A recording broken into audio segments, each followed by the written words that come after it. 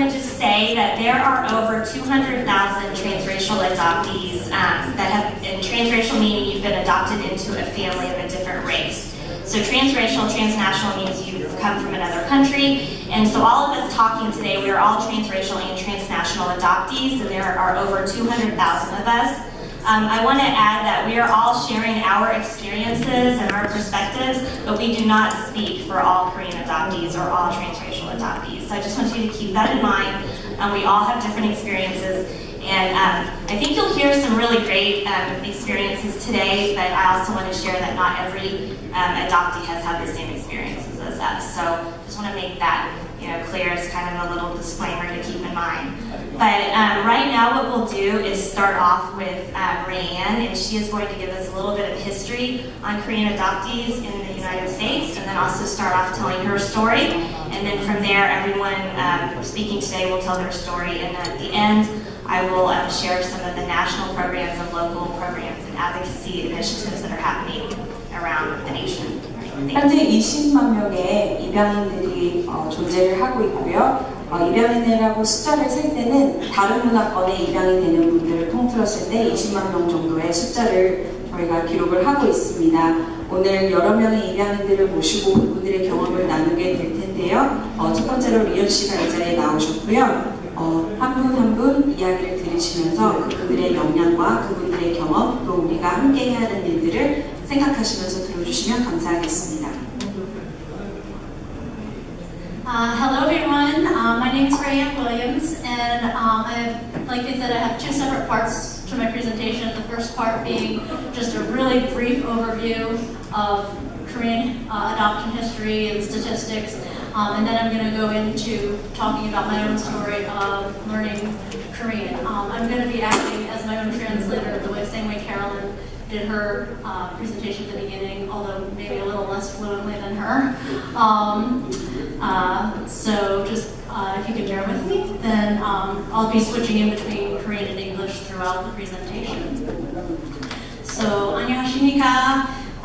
제 이름은 박성희입니다. 미국 이름 Rayanne Williams. 제 주제는 두 가지입니다. 첫째, 입양에 대한 통계와 정보를 알려드리겠습니다.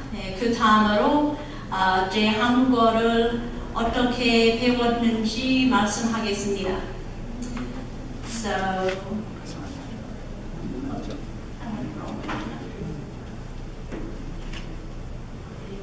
Okay, so there are over 150,000 overseas Korean adoptees worldwide. As you can see, most of them went to just 5 countries, the US, France, and the Scandinavian countries. And then, as you can see from the numbers, the vast majority of them came to the US. So 외국으로 입양된 사람들이 15만 여 명입니다. 보시다시피 대부분 입양인 5나라에 갔어요. 그 나라 중에 미국이 대부분 아이들을 받았습니다. So Korean international adoption started in 1953, and these statistics are just through 2008.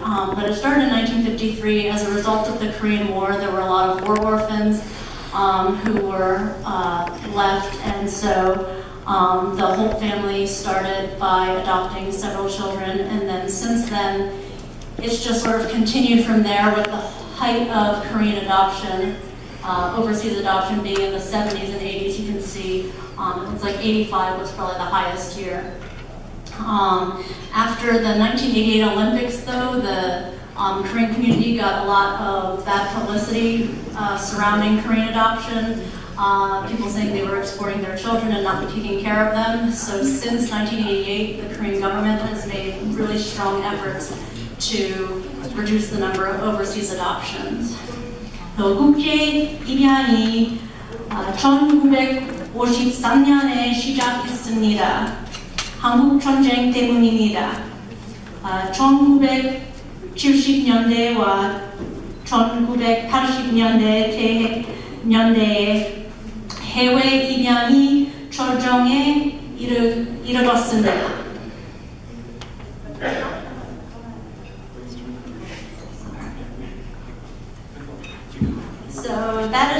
really basic information about Korean adoption and the history of how it started, and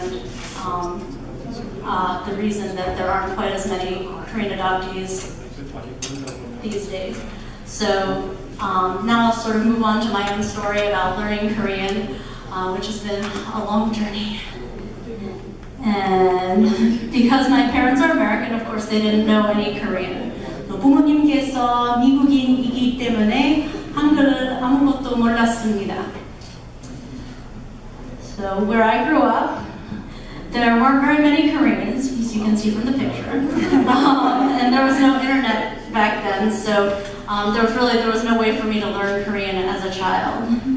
So 내 자란 곳은 한국인이 적고 인터넷이 없어서 한국어를 배울 수 있는 방법이 별로 없었습니다. But my mom tried really hard to get me interested in Korean culture. She learned how to make mandu, which is Korean dumplings and other Korean foods, and bought me Korean fairy tale books and all sorts of things. But honestly, when I was a child, and it's pretty common among adoptees, when I was a child, I really wasn't interested in being Korean or Koreanness. So, but my mom really tried. 하지만 엄마가 한국 문화 저에게 보여주기 위해 열심히 노력하셨습니다. 만두를 만드는 법을 배웠을 뿐만 아니라 여러 가지 한국 민담 책들도 찾아 썼습니다. 하지만 초등학교부터 대학교에 다닐 때까지 한국에 관심이 없었어요. For highway, and much to my surprise, saw all these Korean signs. And at that point, I found out that there is actually a very large Korean community in Atlanta, which I had no idea before. Even though I lived here for 3 years, I was kind of in a college bubble, and so I really had no idea that all these Koreans were in Atlanta.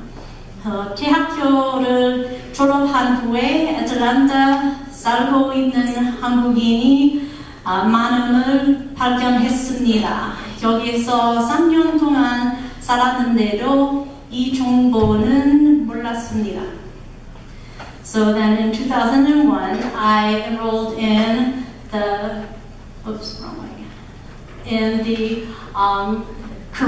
Atlanta Korean School, which is mostly for second-generation Korean children, but they also sometimes do adult beginner classes. So in 2001, 2002, I attended from 9 to 12 in the morning every Saturday and spent time learning Korean. So 2001년에 한국어를 배우는 것에 관심을 갖게 되어서 애틀랜타 한국 학교에 입학하기로 했습니다. 1년 동안 토요일 아침에 9시부터 12시까지 한국어를 공부했습니다. 그런데 1년 공부한 후에 2급 수업이 없어서 한국어 학습을 중단하고 말았습니다. So after the first year, they didn't have a second year class, so I wasn't able to continue Korean studies at all, and I didn't for a very long time. So 11 years later, in 2013, I discovered and started going to the Atlanta Korean Language Meetup. That's our group. Studying Korean. So it's a study group for people who are interested in learning Korean. And since then, I've been with the meetup and have done a lot of Korean studying. And actually, since 2015, I've been the main organizer for the group. So just as a side note, for anyone who's interested, we're always looking for native speakers to help us learn Korean. So come see me after the presentations if you're interested in helping us learn Korean. So 훨씬 뒤 2013년에 애틀랜타 코리안 미트업에 참석하기 시작했습니다. 그때부터 한국어를 열심히 공부했는데 2015년부터 애틀랜타 코리안 미트업 운영합니다. So now my husband is actually also learning Korean, and sometime in the future we hope to move to Korea together and live there for a couple of years.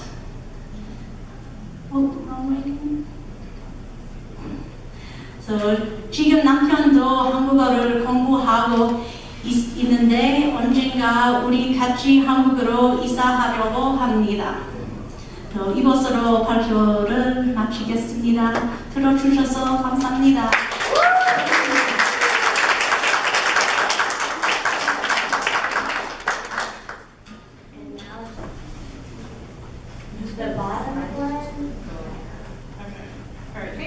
My name is Jordan Perry. I did grow up for the most part here in Georgia. So that's kind of the unique story of my background. I also have two brothers who are Korean American adoptees who are not blood related though. So that kind of makes it a bit unique.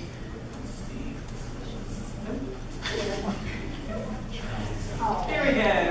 So that was my, not passport photo, but like, you know, the letter that they sent.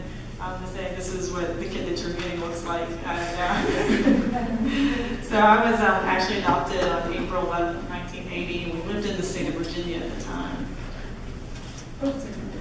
And we moved to Florida, and then we moved to Georgia when I was 5. So really, as far as my memory serves, I did grow up here in Georgia, and all my memories are here in Georgia.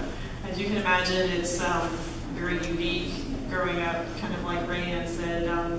You know, internet wasn't a big thing or existing at that time, and so, you know, Koreanness and that wasn't something that, you know, we necessarily were aware of, even though I do have two Korean adopted brothers. So I think this is our family picture. These are my parents, and my brother on the far left, that's his wife, and that's my niece, when she was 1. And the blur in the middle is the dog. As you can imagine, trying to make a family picture.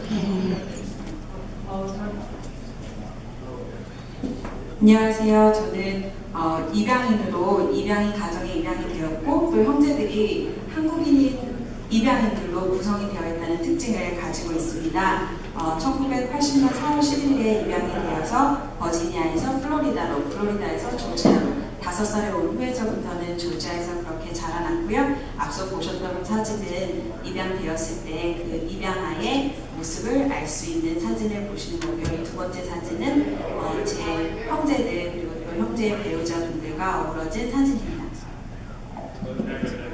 And just kind of insert here, growing up in Georgia was very unique, but also we grew up on a farm in Georgia. And while my parents didn't necessarily, when people say, oh, farm like or agricultural, not necessarily, but anytime you own land, as you know, there's always work to do. So always chores every day, up early, to bed early. Every Saturday was chore day. So I think those are the great things that instilled strong work ethic within my brothers and I. So I have to say I'm very grateful for that. Obviously, a lot of funny stories that were growing up on a farm, but and also I believe gave us some kind of room to cultivate our imaginations. And then we were also homeschooled. So I think that's a unique journey as well. We did finish high school at a Christian school, private school. And you know, for a moment I had that, what if I'm not as smart as my colleagues and peers, but never fear, I did make it to college, so. These are my brothers. These are more current present day pictures. My oldest brother is the one right here with myself in the picture, and then my other brother who is older than I am. And we like to tease him about his gray hair. And with my niece, Emma. 저는 조지아에서도 농장에서 자랐고요. 농장에서 자랐기 때문에 그만큼 굉장히 이색적인 일을 가족들과 함께 하면서 유년 시절을 보냈습니다. 그 시절에는 인터넷도 없었고 또 어떤 많은 리소스를 받을 수 있는 경로는 없었지만 농장에서 자람으로 인해서 성실하게 일하는 방법을 배웠고 또 우리 세대가 가질 수 없는 그런 특별한 재미있는 면은 경험들을 하면서 자랐습니다. 가정에서 홈스쿨링으로 교육을 받았고요. 고등학교는 기독교 사립을 졸업했습니다. 홈스쿨링을 하고 고등학교 사립을 나왔지만 또 대학교까지 다행히 진학을 할 수 있어서 이 자리에 있게 되었습니다. 보고 계시는 사진, 왼쪽 사진, 저랑 찍은 사진이 제 큰 오빠고요. 그리고 두 번째 사진은 흰머리를 가지고 있지만 제 둘째 오빠, 조카 엠마의 사진입니다.